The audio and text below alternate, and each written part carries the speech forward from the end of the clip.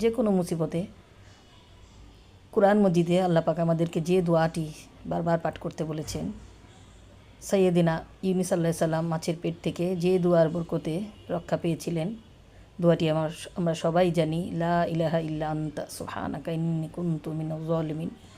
আমাদের জীবনে যে কোনো বিপদ মুসিবত আসে, হয়তো শাস্তি হয়ে অথবা পরীক্ষা হয়ে অথবা দুর্ভাগ্যের কারণে। সুতরাং বিপদে আমাদেরকে মাপ চাইতে হবে আল্লাহর কাছে, আল্লাহর প্রশংসা করতে হবে এবং আল্লাহর কাছে কান্নাকাটি করতে হবে, সাহায্য চাইতে হবে দোয়ার মাধ্যমে। একটি দোয়া, লা ইলাহা ইল্লা আনতা, আল্লাহ ছাড়া কোনো মাবুদ নেই, আমরা আল্লাহর কাছে সাহায্য চাইলাম, এবং সুবহানাকা অর্থাৎ আল্লাহ মহান, আল্লাহর প্রশংসা করলাম, এবং ইন্নী কুনতু মিনাজ জালিমিন অর্থাৎ নিশ্চয় আমি জালিমদের অন্তর্ভুক্ত, অর্থাৎ